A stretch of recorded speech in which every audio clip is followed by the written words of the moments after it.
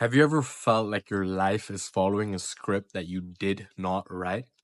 Or perhaps you are attempting to make changes in your life but remain stuck in the same repeating patterns that are disempowering. Now, what if I told you that it's literally impossible to change your current reality? What is in your power is to choose the direction in which reality unfolds. So, in this video, you will discover how to detect the direction in which reality is unfolding, why most people remain stuck in the same disempowering habits and routines, and towards the end, you will discover the 5 steps you can implement to consciously shift reality in the direction that you want with proper visualization. Now, let's start with a basic statement of fact, and that is that reality has never been. That's what we call the past. Reality is something that will never be. That is what we call the future. Reality is only in the here and now, in this present moment. Now, the reason that most people struggle with changing their current reality is because it is what has already happened. Most people don't realize that the present moment exists for just a moment. And in that way, it is not so different from the past. So when you attempt to change your current circumstances, you are obsessed with the way that things are and you are attempting to change the way that things are, but the present moment only exists for a moment. It is fleeting. So again, what is in your power is to choose the direction in which reality is flowing, which is the future. Now, how do you do that? So let's just explain this through an analogy. So imagine that your current reality, your experience that you're having right now, is a frame that is being illuminated on a roll of film. So the past has already been written. The present is what is illuminated right now. It's the experience that you're having, it's your current reality. And then the future is unwritten. That is what you have the power to control. Now, again, there is a nuance over here because it's not necessarily you controlling the way that things unfold. It's about you controlling the direction in the way that things unfold. So, again, if we were to imagine that the current reality is the frame on a roll of film that is being illuminated, then what you can choose is the direction in which that film roll is going to unfold. So again, we come back and we start with the theory of infinite parallel reality. So if you were to imagine that there's a library filled with all these different film rolls that represent all these different timelines. So the timeline that you are on right now is determining the fate that you will experience. That is the script that is being unfolded. So you can't necessarily control the script. What you can do is shift your timeline. So in this library of all these different film rolls, they are all arranged in parallel next to each other. And the ones that are closest together are not so different, but they vary in slight nuance.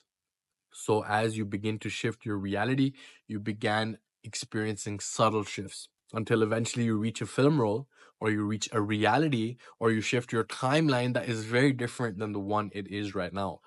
The problem that most people experience with visualization when they are looking to create their reality is that they are looking to shift to a timeline that is way far away from their current experience. And in that sense, they aren't able to sustain that long term because there's just too much of a gap. So rather than trying to shift all the way to a timeline that is way too different, like for example, let's say that you are in debt by $100,000 and you are looking to become a billionaire. Now that is a huge gap, and that's fine. You can definitely have that intention. But when you are looking to shift your reality, you're not looking to go from being in debt by $100,000 to becoming a billionaire overnight. This stuff takes time. That's why we have to shift slowly but surely. And we might start by getting out of debt. We might start by creating cash flow stream that allows us to pay off our debt. And then slowly but surely we shift our reality until we eventually get to the point where we want. But you must focus on the frame that you are in right now and shift it slowly but surely towards the frame that you want to be, because you can't control the script, you can't control your fate. What you can choose is the timeline that you are on. What you can choose is the direction in which the present moment is flowing. So you can't necessarily control the present moment because it's just existing for a moment and it's going to be gone the next moment. It's going to become the past. The past has already been written. You can't change that either. But what you can do is control the direction in which reality is flowing. And this analogy of the film roll is helpful because if we were to imagine that there is this vast library of all these different timelines, our work is to shift our timeline again and again and again and continue doing that until we get to the point where we want. And then when we get to that point, we have an expanded perspective and we are able to then shift to another timeline that we are not aware of from this point of consciousness. So, what are the tools that you can use to shift your reality? Well, there's two of them. Okay. The first one is attention, and the second one is intention. So, attention is your state of awareness. And when we look at the different criteria for what we can be aware of, there is our internal dialogue, there is our concept of self, there is what is going on between our ears in our mind, and there is the external stimulus.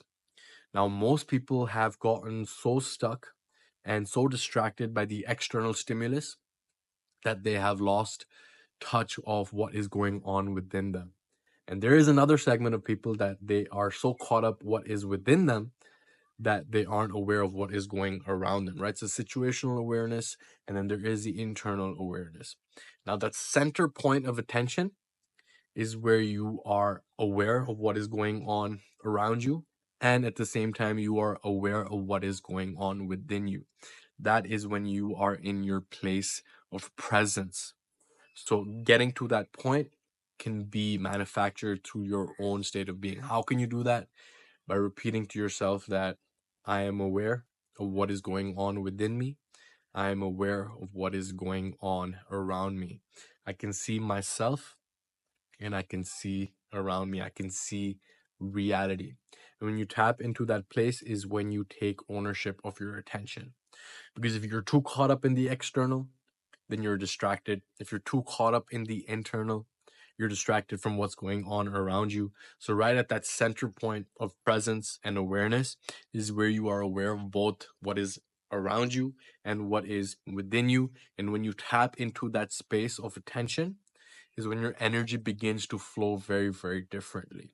Okay, now attention is the first tool that you have, and then intention is the second tool that you have, and this is the energy that you direct towards your desired outcome. Okay, so this is really about you getting the right thoughts in place, right? The thought energy that you direct towards your desired outcome.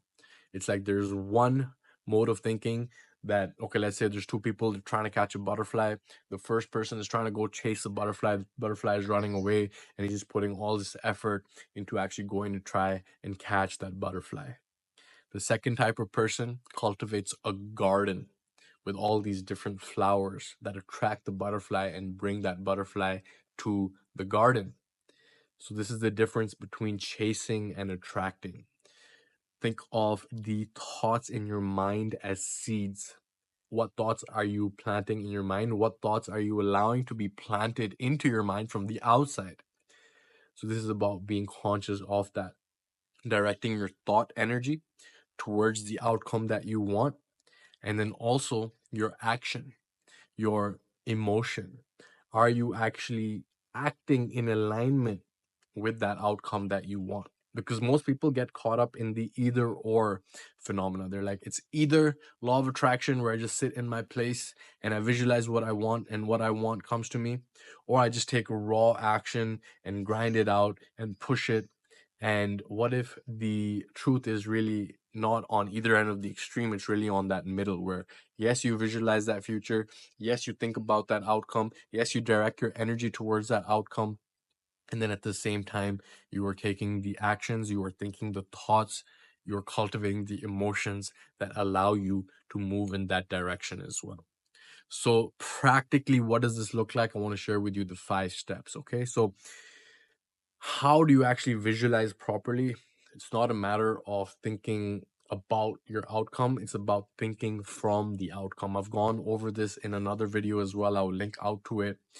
But step number 1 is to take ownership of your attention, to find your place of presence. Because if your attention is only on the external, you are asleep. If your attention is only on the internal, you are asleep. Waking up is when you enter that center point where you are aware of what's going on within you and you are aware of what is going on around you.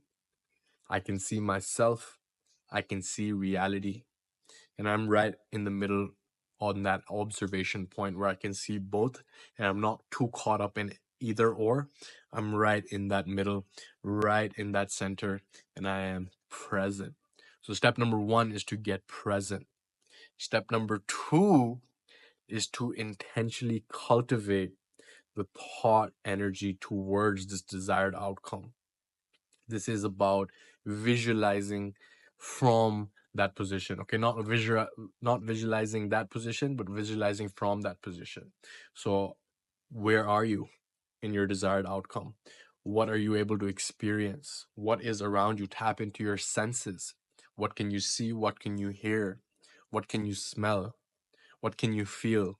Tap into that, because the nervous system, the more vividly you imagine the details of your visualization, the more that pattern gets integrated into your nervous system.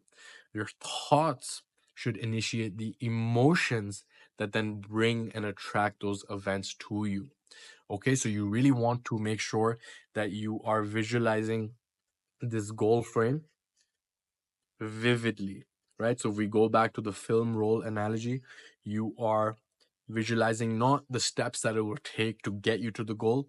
You are visualizing the frame of the goal. You are experiencing the reality associated with that desired outcome. Like I said, tap into your senses and allow that to cultivate the emotions within you. Okay. And this is something that cannot just be done once, it's something that must be done consistently. As I have shared in previous videos, what is the best time to visualize? It's really about the brainwave state that you are able to enter. So theta brainwave state is when your subconscious mind is most impressionable. That is the window between sleep and wake. If you can really tap into that frequency, then you can become more impressionable and you can train your nervous system to integrate the patterns associated with this outcome at a deeper level. So right after waking up is a great time. Right before going to sleep is a great time. And if you can do it consistently throughout the day, that would be great as well. Because I have often found myself falling asleep, right? Sometimes I get caught up in my own thoughts, I'm asleep. Sometimes I get caught up with scrolling on social media and going through all these different reels, I am asleep.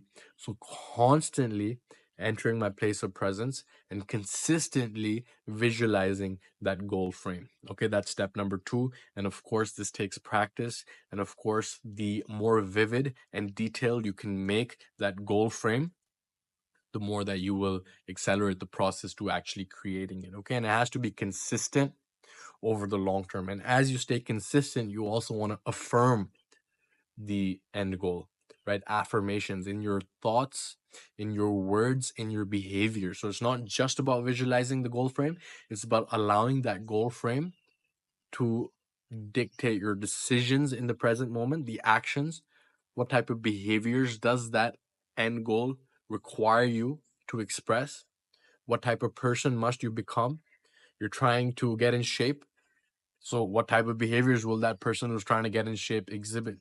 You are attempting to generate more income in your business. What type of behaviors will that person exhibit? So, it's not about either just visualization or grinding it out, it's about both of them and how we can integrate them, right? So, you wake up, enter your place of presence, You illuminate the goal frame, you visualize, allow the emotions and the senses to be activated.